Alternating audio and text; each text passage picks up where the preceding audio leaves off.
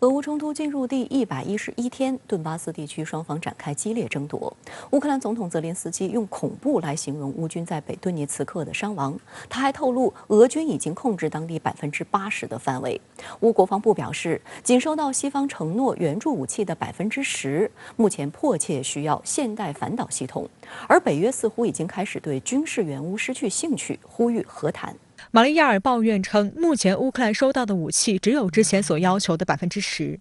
据他介绍，乌军每天耗费大约6000发炮弹，而俄军比他们多耗费10倍左右。值得注意的是，周一乌总统顾问波多利亚克在推特上列出一份要求西方提供的武器清单，包括300套多管火箭发射系统等。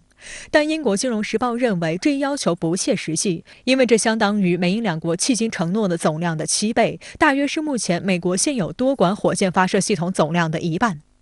美国《华尔街日报》援引乌官员的预测报道称，以目前战事发展的速度，如果西方不能及时大幅增加队伍援助，那么俄军有可能在8到9月完全控制顿巴斯。该报甚至认为，西方交付重型武器的数量和时间将在很大程度上决定乌克兰的命运。外界注意到，进入6月以来，北约援助乌克兰武器的速度明显放缓。北约秘书长斯托尔滕贝格周日罕见释放敦促乌克兰重启和平谈判的信号。他当天在与芬兰总统尼尼斯托会晤后称，和平是可能的，唯一的问题是，为了和平，你愿意付出多少代价？为了和平，你愿意付出多少领土主权和独立性？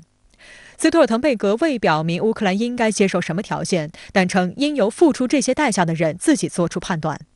更为罕见的是，斯托尔滕贝格还主动以芬兰模式作为例子。他说，在第2次世界大战期间，作为和平协议的一部分，芬兰曾把卡累利阿割让给苏联。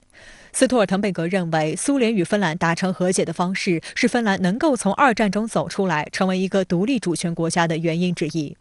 观察指出，此前一直拱火的北约公然转风向，并非毫无原因。据美国有线电视新闻网近期报道，美国、英国和欧盟等国家和组织的官员正在定期会面，试图为停火和实现和平制定计划，但乌方官员并未参与其中。整个欧洲也逐渐认识到，如果俄乌危机继续打下去，打得越激烈，对于欧洲本土的影响也是越来越大的。以前美欧对于乌克兰的军援都是弹药库里面的陈旧武器，那未来一段时间，如果持久战拉锯的话，那对于乌克兰的军事援助将开始这种新型的武器。这种新型的武器是要动用美西方的这样的一个军事资本的，这样的一个军事资本叠加俄乌危机导致的美西方的经济危机，对于美西方的打击是非常沉重。乌克兰要求西方国家提供更多的军事援助，因为目前乌克兰的库存武器几乎消耗完了。您对此如何看？随着顿巴斯战役的升级，或者说俄乌两军的主力会战，战场的形态呢发生了重大的变化。与第一阶段相比，俄乌两军进入了阵地战、消耗战，在绝对的火力压制之下呢，很多的战术技巧失去了原来的意义。乌克兰方面透露，俄乌之间的炮兵火力对比达到了10比1，有些交战地区呢甚至达到了惊人的20比1。换句话说呢，俄乌两军在顿巴斯地区的会战就是火炮火力的对决。